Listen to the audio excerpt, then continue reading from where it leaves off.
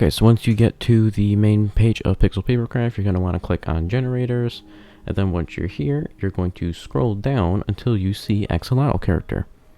From there, if you're going to be using a skin, like your skin file for your Minecraft player, then choose if it's a Steve or Alex format. Then after you're done with that, you want to choose if you want head fins or not. If you select none, it's just going to use the texture for your head.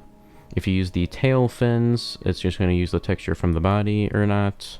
If you want to change that to be, let's say, like a gold axolotl that matches what you want better, then go ahead and choose that. Otherwise, the only other options here is whether or not you want to show folds on here, show the labels, or show the overlay for the skin, like the second layer of your skin.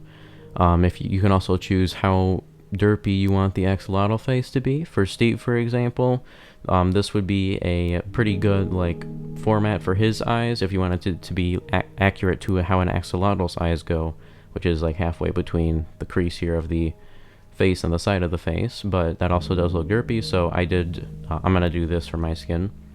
After you choose which type it is, you want to open up your File Explorer. Then you can go locate wherever you save your skins at. I'm just going to select this one here, and there's my completed skin right there. And I actually did not format this correctly to be for Alex, so I'm just going to change that there, and it just changes the legs slightly. From there, you can just save as PNG, print it, or save as PDF, and from there, I think you know the rest.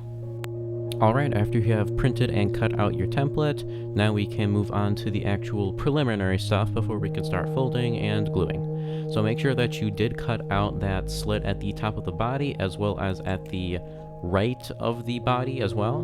I would also recommend poking opening up the holes here in where the legs are going to eventually go, as it's going to make sticking the legs into there a lot easier. Now, I do recommend to actually poke through them the other way, the opposite way of how I was doing just now, because when you put the legs in, you're probably going to want the legs to be facing down, not up, and which way you poke the leg holes here is going to kind of determine how that's going to be. I did fix it later, but just as a kind of post-clarity kind of a thing here, just a recommendation. And now I'm just going to show you how to fold everything, and I'll get back to you once I'm done.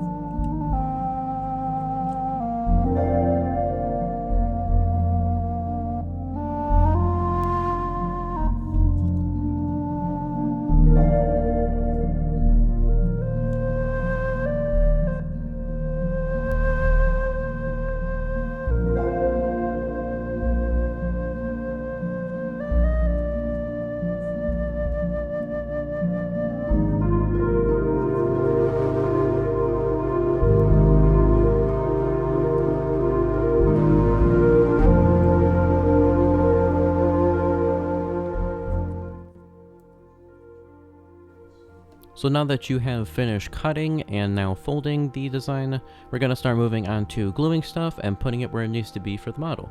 So we're going to start here with the little head fins or head horns, however you want to call them. I don't know the technical term, but just pick those up, and they are color coded to the different slits on the head as to where they need to go. You can follow along with just how I'm doing right now. I'm not going to speed up the video or whatever, just so you can kind of see where to put these. But it's really simple. You're just going to want to fold them and then glue at least one flap of them, fold it in, and then you're going to want to stick that green flap, in this case, into the green slit at the top of the head. And that will be basically the same process for the rest of it.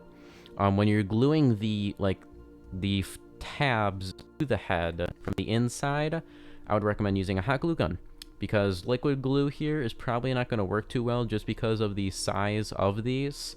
So even though I didn't really do a good job showing this here, I would recommend gluing with hot glue the inside of it, just like a big dab, not trying to fold over either side or whatnot. So just go ahead and do that, follow along, and I will get back to you.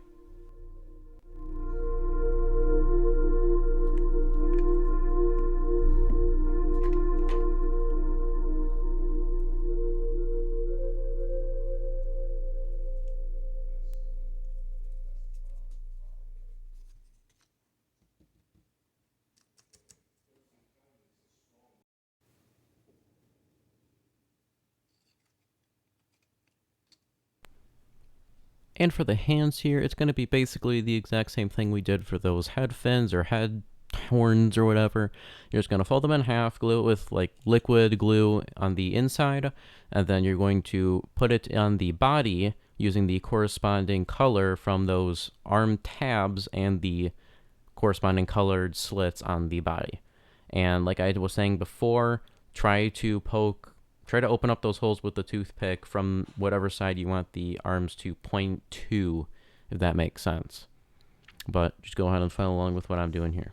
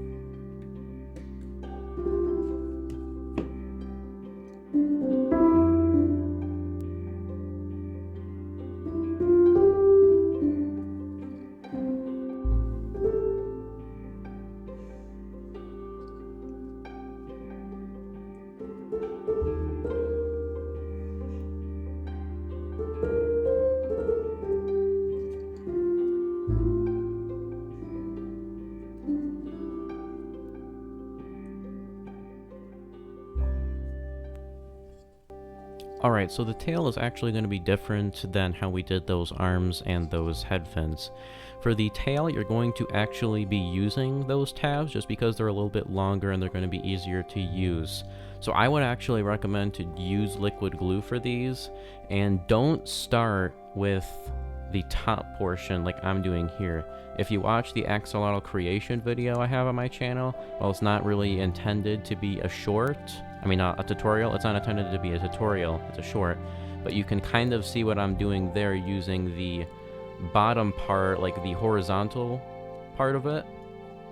I'm attaching that first, and then I follow that up with the actual vertical part of it.